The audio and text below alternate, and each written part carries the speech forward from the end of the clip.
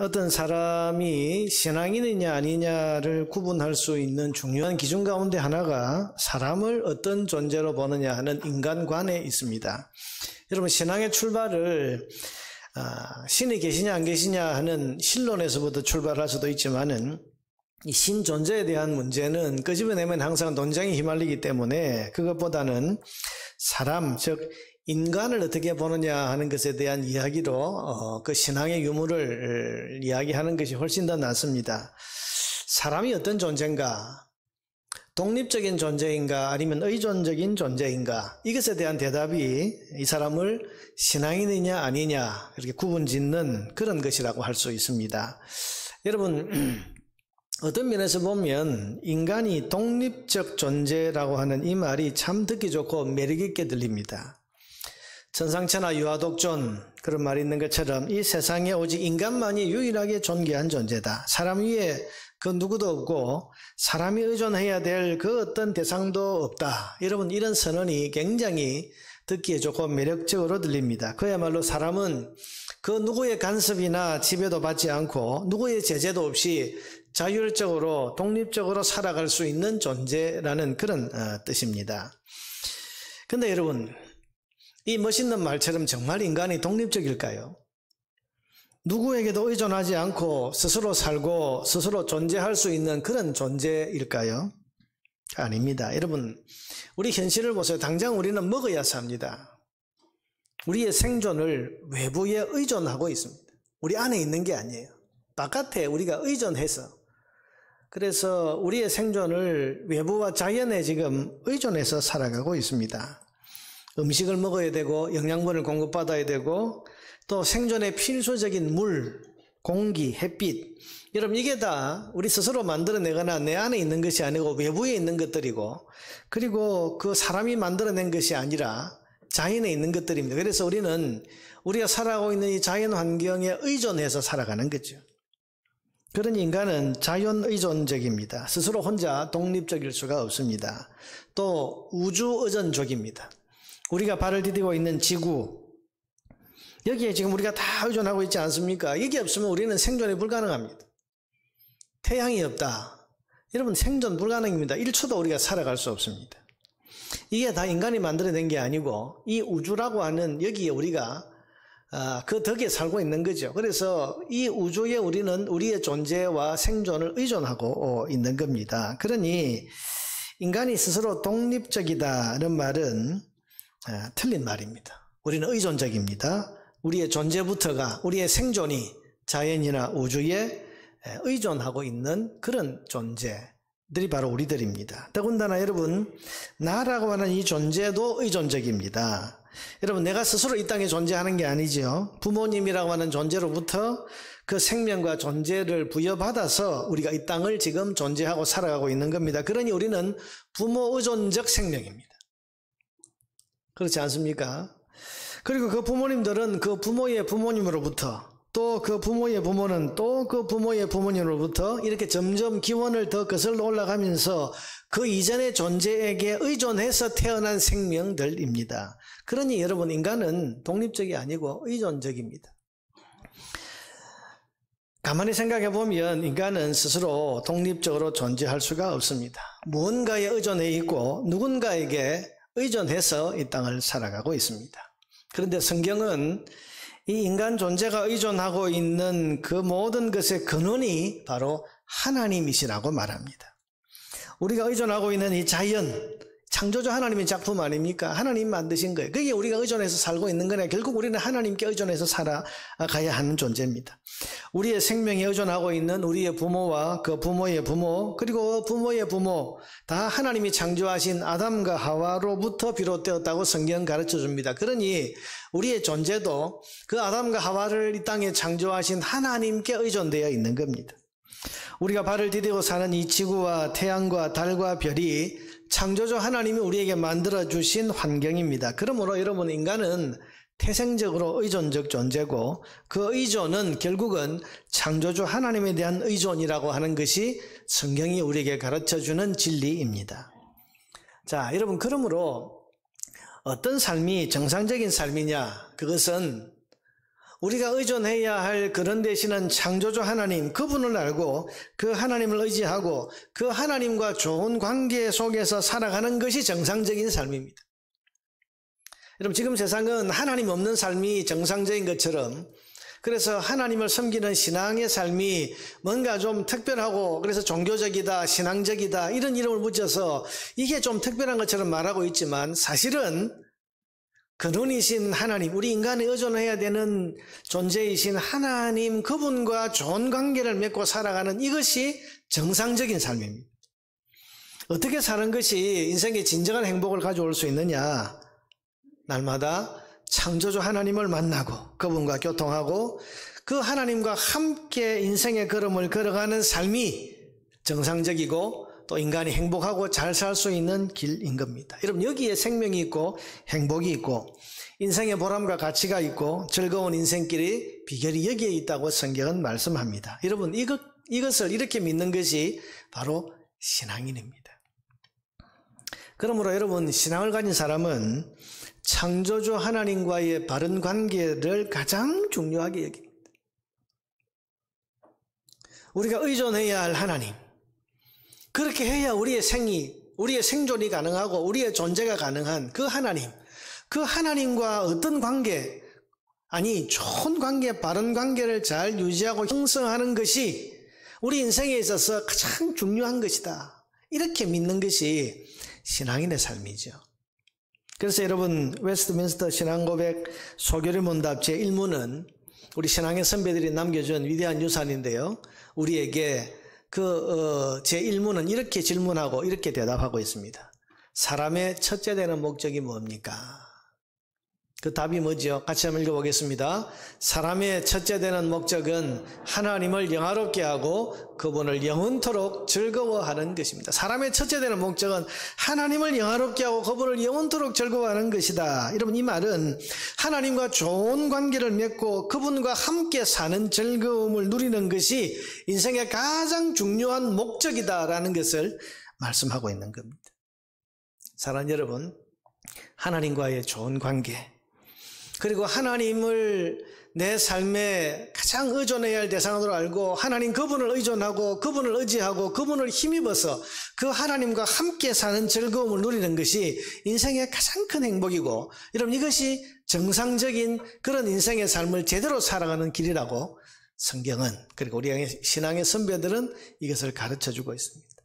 그런데 여기에 문제가 있습니다. 그것은 인간이 죄를 범해서 의존해야 할 하나님께 가까이 갈 수 없고 그 하나님과 함께 살 수도 없게 되었다는 데 있습니다. 로마서 3장 23절은 이것을 우리에게 이렇게 가르쳐 줍니다. 모든 사람이 죄를 범하였음에 하나님의 영광에 이르지 못하게 되었다. 영광에 이르지 못하더니라는 이 말은 하나님이 계신 그 영광의 자리 근처에도 사람은, 죄인은 못 가게 되었다, 그런 뜻입니다.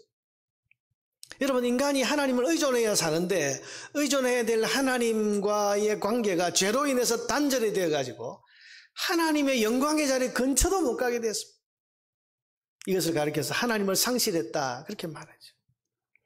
그러니 여러분, 의존해야 할 하나님 앞에 갈 수도 없고 하나님이 계신 자리 근처에도 못 가게 되었으니까 그런 인간에게 참 행복이 있겠습니까? 참 만족과 인생의 기쁨이 있을 수 있겠습니까?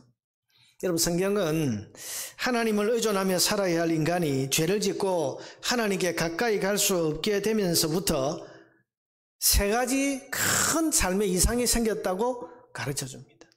창세기 3장이 그것을 우리에게 이야기하는데요, 첫째는 죽음이 왔습니다. 여러분, 인간은 괜히 죽는 게 아니에요. 생명의 근원이신 하나님으로부터 끊어지는 순간 생명이 공급받지 못하니까 여러분, 죽음이 오게 된 거예요. 여러분, 죽음을 자연스러운 것으로 생각하지 마세요. 성경은 우리에게 죽음의 근원이 뭔지를 밝혀주고 있습니다.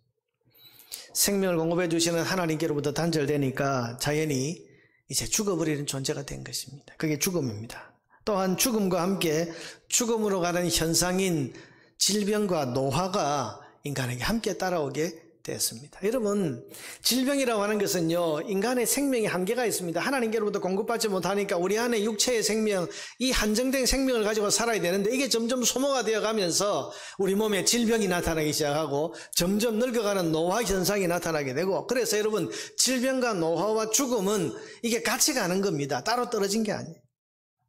이게 하나님과의 관계가 단절된 것으로부터 온 첫 번째 현상입니다. 두 번째는 사람 사이에 지배하고 지배당하는 인간관계의 고통이 왔습니다. 여러분, 사람들이 지금 고통을 호소하는 게 뭡니까? 사람 때문에 힘들고 사람 때문에 고통스럽고 사람 때문에 못 살겠다는 거 아닙니까?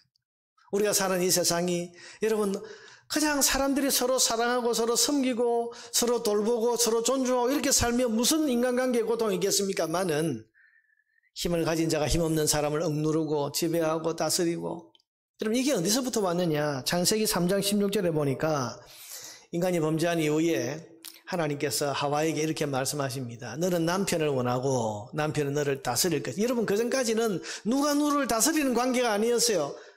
이는 내 뼈 중에 뼈요 내 살 중에 살이로다 하면서 서로 사랑하는 관계였는데, 범죄하고 하나님으로부터 단절되는 그때부터 사람과 사람 사이에도 여러분 힘을 가진 사람이 힘없는 사람을 지배하고 다스리고 압제하는, 그래서 인간관계에 힘과 폭력과 권력이 사람을 힘들게 고통스럽게 만드는 이런 고통이 시작이 되었다고 성경은 우리에게 가르쳐주는 겁니다. 여러분, 창조주 하나님으로부터 필요를 공급받지 못하게 되니까 사람이 다른 사람으로부터 그걸 채워 넣으려고 하니까 압제가 나오고 착취가 나오고 남의 것을 가로채고 빼앗고, 여러분 이런 억울한 일들, 범죄가 이 땅에 일어나게 된 것입니다. 그래서 행복해야 될 인간관계가 고통이 되어버렸어요.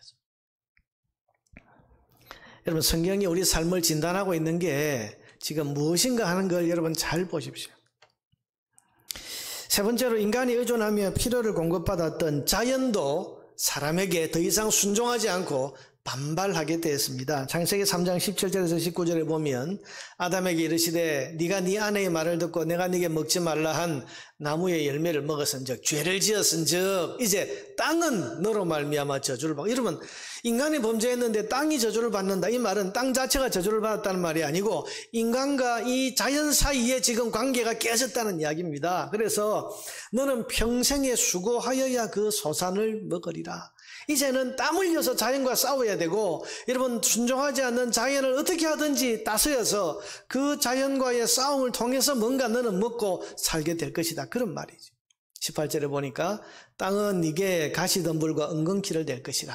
네가 먹을 것은 밭의 채소인즉 네가 흙으로 돌아갈 때까지 얼굴에 땀을 흘려야 먹을 것을 먹으리니.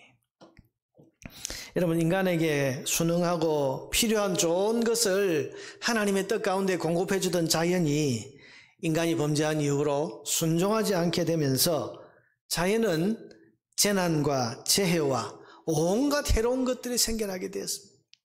이런 바이러스가 왜 인간을 공격합니까?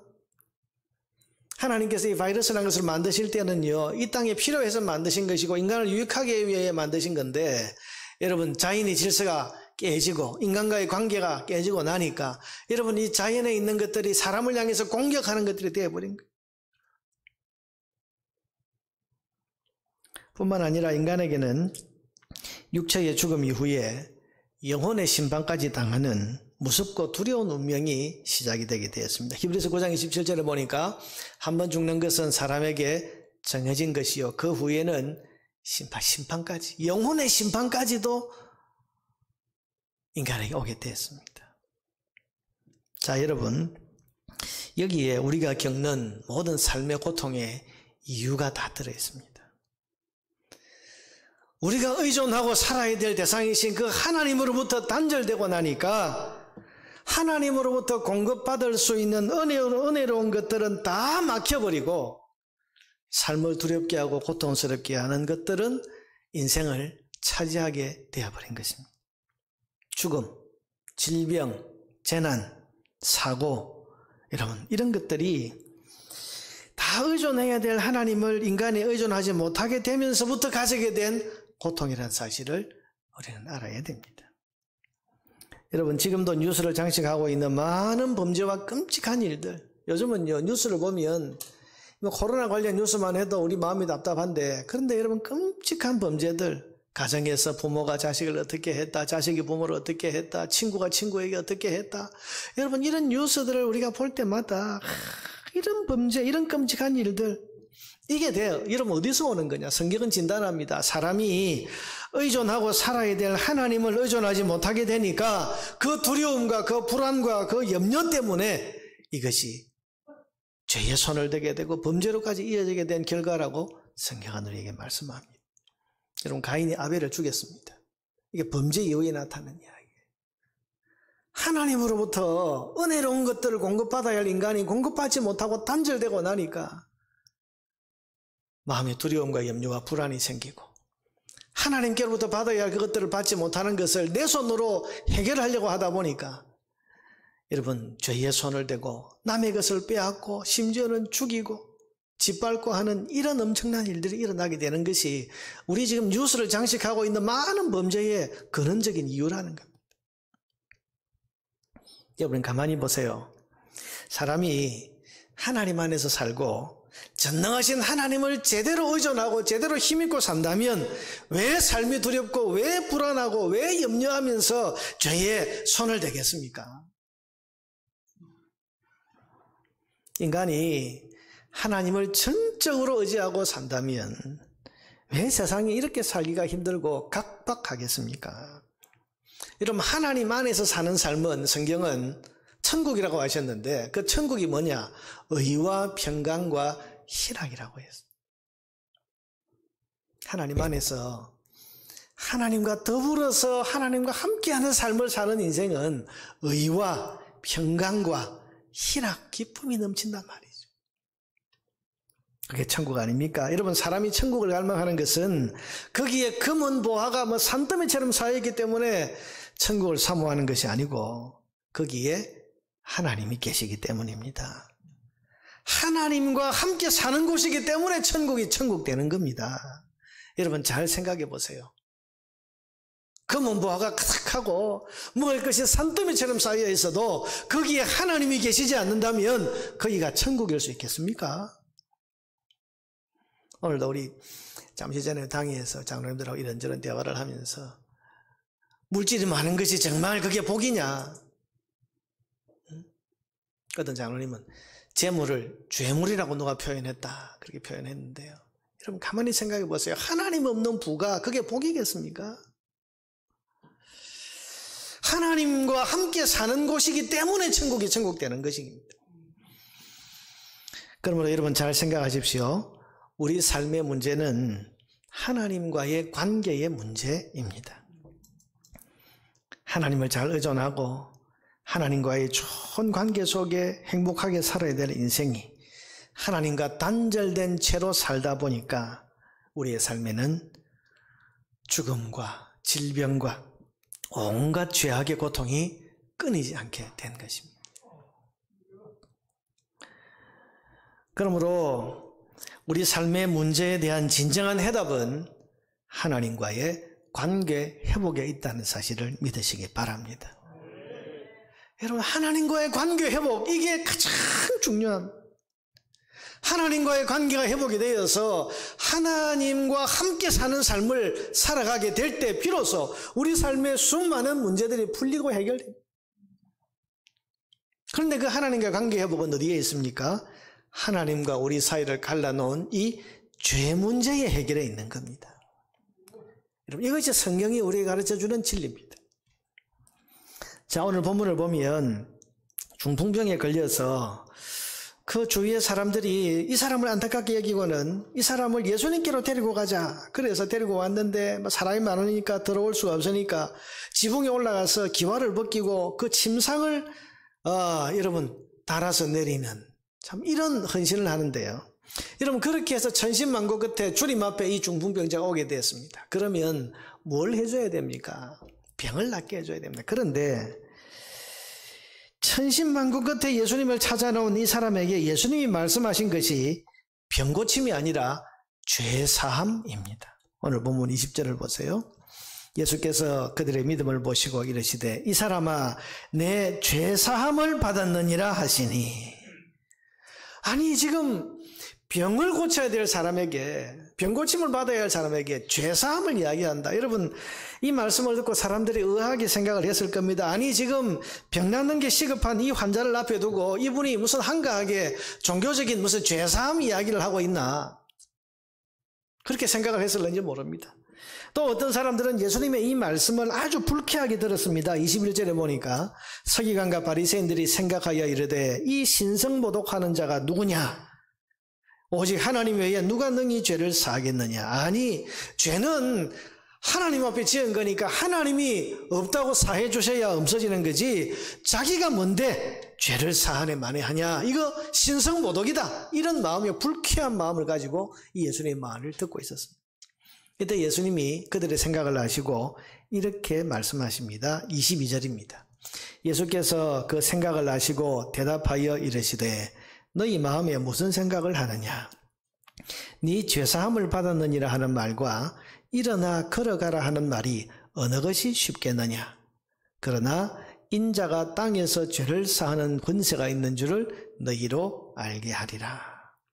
여러분, 네 죄사함을 받았느니라 이 말을 하는 것이 사람들에게 거부감을 일으키고 마음에 불쾌함을 일으키는 그런 것이라는 것을 예수님은 잘 알고 계셨습니다. 그냥 이거 티내지 않고 병자를 향해서, 중풍병자를 향해서 당신 자리를 들고 일어나서 걸어가세요, 이렇게 주님이 말씀하시는 것이 훨씬 더 충돌도 일으키지 않고 문제를 일으키지 않는 것이 되는데도 불구하고, 그걸 주님이 잘 아시는데도 불구하고 지금 병고침보다 네 죄사함을 받았느니라 이 말씀을 하신 이유가 뭐냐는 거죠. 주님이 그렇게 이유를 지금 말씀하시는 겁니다. 24절이죠. 그것은 인자가 땅에서 죄를 사하는 권세가 있는 줄을 너희로 알게 하리라. 인자는 예수님 자신을 가리킵니다. 내가 땅에서 죄를 사하는 권세를 가지고 있다. 이걸 너희에게 보여주러 내가 이 선언을 하였다. 이 말씀을 지금 하시는 거예요. 여러분, 이게 무슨 뜻입니까? 예수님이 누구시라는 거예요? 이 땅에 죄를 사하는 권세를 가지고 오신 하나님, 하나님의 아들이시라는 것을 지금 이 선언을 통해서 말씀하고 계시는 겁니다. 여러분, 죄를 사하는 권세는 하나님께 있는 것을 누구보다 예수님은 잘 아십니다. 그럼에도 불구하고 지금 네 죄사함을 받았느니라, 이것은 바로 이 죄사함의 권세가 내게 있다는 것을, 이 말은 내가 바로 하나님이며 죄를 사하는 권세를 가지신 하나님의 아들 그리스도라는 것을 이 선언을 통해서 분명하게 선언하고 계시는 겁니다. 이것이 여러분 오늘 본문인데요. 사랑하는 여러분, 오늘 예수님께서는 이 본문을 통해서 사람에게 있어서 가장 중요한 문제는 죄사함의 문제라는 것을 우리에게 말씀해 주고 계십니다. 사람은, 저와 여러분은 죽음의 문제, 질병의 문제, 가난의 문제, 우리가 겪는 인간관계나 삶의 고통의 문제, 이것 좀 해결되었으면 좋겠다, 이런 소원을 가지고 있습니다. 지금 여러분 오늘 예배 참석한 여러분들 가운데서도 질병의 문제, 경제적인 문제, 인간관계의 문제, 삶의 여러 가지 고통의 문제, 여러분 이런 문제가 좀 해결되었으면 좋겠다는 마음을 가지고 여러분 예배 자리에 나온 분도 계시지 않습니까? 그런데 주님께서는 말씀하시기를 지금 너희가 가지고 있는 그 모든 문제의 근원은 너희가 의존하며 살아야 될 하나님으로부터 단절된 그 죄에 있으며 그 죄를 사하는 권세가 내게 있다. 그래서 이 땅에 그 권세를 가지고 온 나를 통해서 죄사함의 은혜를 먼저 얻어야만 너희가 살고 너희가 가지고 있는 그 모든 문제들이 풀려질 수 있다는 것을 말씀하고 계시는 겁니다. 자, 여러분, 우리는 이 주님의 선언을 마음 깊이 새겨들어야 됩니다. 이게 병의 문제라고 생각하는데요. 그래서 병의 문제만 우리가 집착하는데 아니에요. 이게 하나님과의 관계, 죄사함을 먼저 받아야 하고 하나님과의 관계가 풀려져야 여러분 육체의 건강도 회복이 될 수 있는 거고, 우리의 꼬여지고 막 그려져 있는 인간관계의 문제나 삶의 고통의 문제들도 여러분, 이게 이 사람은 요 문제만 해결하면 돼, 아니요. 이게 근원적인 것이 죄사함의 문제고, 죄사함을 통해서 하나님과의 관계가 풀려져야 되는, 이것이 여러분 제대로 되어야만 하나님께서 우리의 이 문제들을 하나하나 다스려 주시고 풀어 주신다는 이야기. 여러분, 오늘 우리 특송을 하고 또 찬양대가 찬양을 했는데 그 가사의 내용들이 다 뭡니까? 우리의 삶이 하나님의 은혜로 이루어지고 바람과 풍랑을 잔잔케 하는 권세가 우리 주님의 손에 있다는 것을 우리가 찬양을 통해서 여러분 고백하지 않았습니까? 주님이 해주셔야 되는 거예요. 하나님이 다스려 주셔야 되는 건데, 하나님이 다스려 주시려면 하나님과의 관계가 회복이 돼야 된단 말이에요. 그 하나님과의 관계가 회복이 되기 위해서는 죄가 해결돼야 돼, 죄 문제가 해결돼야 되는데, 이 죄 사함의 권세를 누가 가지고 계시냐? 예수님이 가지고 계신다는 겁니다. 그래서 이거 먼저 풀어야 된다는 거죠.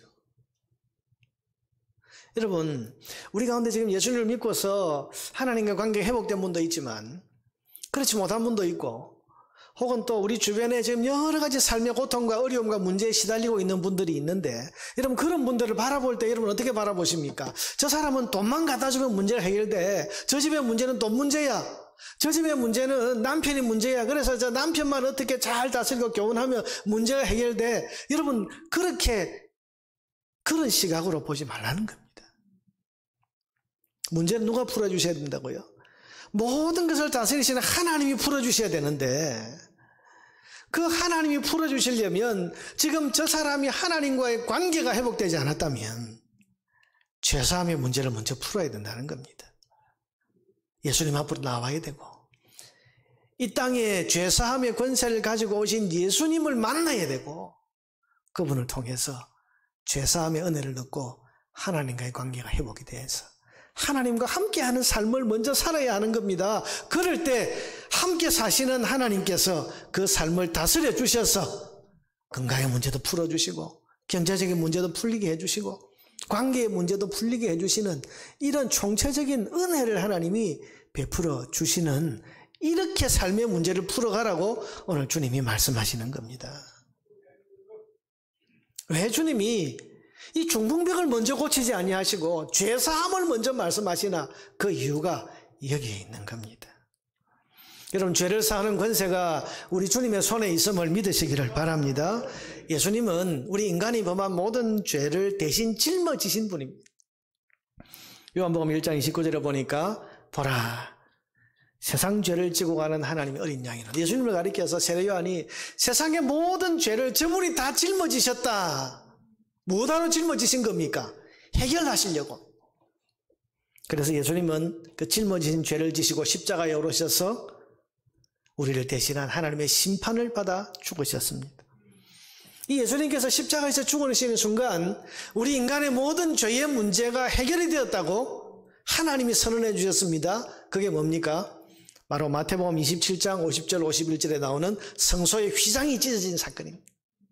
죄인이 하나님 앞에 나오면 죽으니까 하나님 앞에 못 가도록 크고 두꺼운 휘장을 딱 쳐나왔는데, 예수님이 우리의 죄를 짊어지시고 십자가에서 우리의 대신한 하나님의 심판을 받아 죽으시는 순간 휘장을 하나님이 위에서부터 아래로 확 찢으셨다. 이 말은 이제 너희와 우리 사이에, 너희와 나 사이에 장벽이 없어졌다는 거예요. 그래서 이제는 새로운 길이 열려서 하나님과 사람이 함께 사는 그런 길로 나아가게 되었다는 것을 보여주신 겁니다. 히브리서 10장 19절 20절에 보면, 그러므로 형제들아 우리가 예수의 피를 힘입어 성소, 하나님이 계신 이 지성소에 들어갈 담력을 얻어. 그전에는 두려워서 못 갔습니다. 그런데 예수님의 죽음, 대속의 죽음 이후로 우리는 이제 하나님 앞으로 나아갈 담대한 마음을 얻게 되었습니다. 그 길은 우리를 위하여 휘장 가운데로 열어놓으신 새로운 살 길이요, 휘장은 곧 그의 육체니라.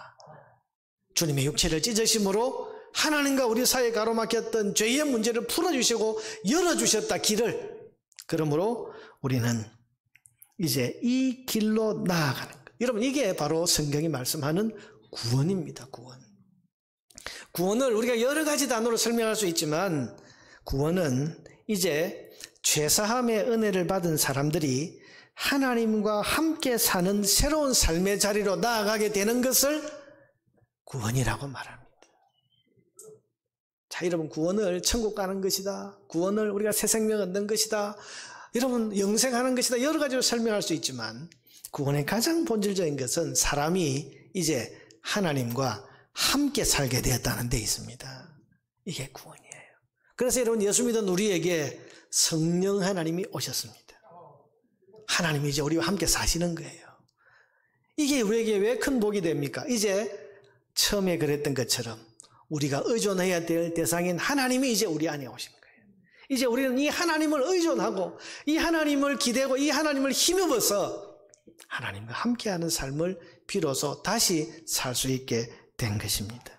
그래서 예수님 말씀하십니다. 요한복음 15장 7절에 보니까 너희가 내 안에 거하고 내 말이 너희 안에 거하면, 다시 말하면 주님이 우리 안에 오시면 함께 사는 삶을 살게 되면 무엇이든지 원하는 대로 구하라 그리하면 이루리라, 그렇게 말씀하셨고, 히브리서 4장 16절에는 우리가 긍휼하심을 받고 때를 따라 돕는 은혜를 얻기 위해서 은혜 보좌 앞에 담대히 나아갈 것이니라.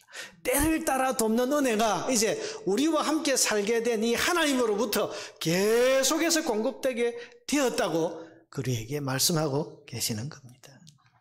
여러분, 이게 구원입니다. 문제는 누가 구원받느냐 하는 것인데요. 여러분, 누구에게 죄사함의 은혜를 주십니까? 죄사함의 권세가 누구에게 있다고요? 예수님께 있다고 했습니다. 그럼 예수님은 누구에게 죄사함의 은혜를 주십니까? 20절입니다. 예수께서 그들의 믿음을 보시고 이르시되 이 사람아 네 죄사함을 받았느니라. 예수님을 향한 믿음을 가진 자에게 죄사함의 은혜를 주시는 겁니다. 여러분, 구원은 믿는 자에게 주시는 하나님의 선물입니다. 요한복음 3장 16절에 하나님이 세상을 이처럼 사랑하사 독생자를 주셨으니 이는 그를 믿는 자마다 멸망하지 않고 영생을 얻게 하려 하심이라. 이런 모든 사람이 죄사함을 받은 게 아닙니다. 예수 그리스도를 믿음으로 붙드는 사람, 예수님 그분이 죄사함의 권세를 가지신 하나님의 아들이심을 믿는 믿음을 가진 사람을 주님께서 구원해 주시는 겁니다. 사랑하는 여러분, 여러분은 예수님을 죄사함의 권세를 가지고 이 땅에 오신 분으로 분명하게 믿으십니까? 이 예수님께서 여러분의 죄를 대신 지시고 십자가에서 여러분을 대신한 하나님의 심판을 받으셨다는 사실을 믿으십니까? 이것을 믿은 여러분에게 죄사함의 은혜가 임한 줄을 믿으시기를 바랍니다. 이것을 믿은 여러분이 구원받은 것을 믿으시기를 바랍니다. 이것을 믿은 여러분은 이제 하나님과의 관계가 회복이 되어서 하나님의 성령이 여러분 안에 함께 살고 계신 것을 믿으시기를 바랍니다. 그러므로 여러분, 이제 우리가 할 것은 내 안에 오신 이 하나님과 함께 잘 사는 겁니다. 하나님과 더불어서 잘 사는 거예요. 잘 산다는 게 뭡니까? 모든 일에 내 안에 오신 이 성령 하나님을 의지하고 의존해서 사는 겁니다. 성령과 함께 사는 삶, 다시 말하면 하나님과 함께 사는 삶을 지금부터 우리는 잘 살면 되는 겁니다. 여기에 구원받은 사람의 행복한 삶이 있습니다. 필요한 모든 것을 내 안에 계신 하나님이 이제 다 공급해 주신다 믿고 어떤 상황에서도 기뻐하는 겁니다. 혹 필요한 것이 있거나 걱정되는 것이 있으면 염려하지 말고 이 하나님께 기도하는 겁니다. 그래서 은혜를 주시면 모든 일에 감사하면서 은혜 주신 하나님께 영광을 돌리면서 감사의 찬송을 올려드리는 겁니다. 여러분, 이게 우리를 향하신 하나님의 뜻이라고 했습니다. 데살로니전서 5장 16절에서 18절 말씀. 항상 기뻐하라. 쉬지 말고 기도하라. 범사에 감사하라. 여러분, 어떻게 이렇게 우리 안에 이제 하나님이 함께 살고 계시기 때문에 이제는 항상 기뻐해라. 왜? 하나님을 의존할 때 하나님 우리 삶에 필요한 것들을 다 공급해 주실 것을 믿으니 항상 기뻐하는 거예요. 혹 염려되면 기도하는 거고, 우리의 삶의 모든 것이 은혜로 이루어졌음을 고백하면서 감사하는 것이고, 이렇게 사는 것이 그리스도 안에서 너희를 향하신 하나님의 뜻이다고 했습니다. 사랑하는 성도 여러분, 우리 삶의 모든 문제의 해결이 죄사함에 있다는 사실을 기억하시기를 바랍니다. 그리고 이 죄사함의 권세가 우리 주님께 있습니다. 주님을 믿는 믿음을 가진 사람을 주님께서는 죄사함의 은혜를 입혀주시고 하나님과의 관계를 회복시켜 주셔서 하나님이 우리 안에 거하시는 구원의 삶을 살도록 해 주십니다. 이제 내 안에 오신 하나님과 더불어서 이 하나님을 끊임없이 의존하는 삶을 우리가 살아갈 때 우리의 삶에는 하나님이 다스리시는 행복과 기쁨이 넘치게 될 것입니다. 여러분, 나는 나 혼자가 아니에요. 예수 믿는 나는 절대로 나 혼자가 아닙니다. 내 안에 하나님이 함께하고 계시는, 하나님과 함께 사는 삶을 사는 구원의 백성이라는 사실을 여러분 믿으시기를 바랍니다. 염려하지 말고 걱정하지 말고 항상 기뻐하고 쉬지 말고 기도하고 범사에 감사하면서 내 안에 오신 하나님과 더불어 함께 사는 구원의 복을 누리는 주의 백성들 되기를 주의 이름으로 축원합니다.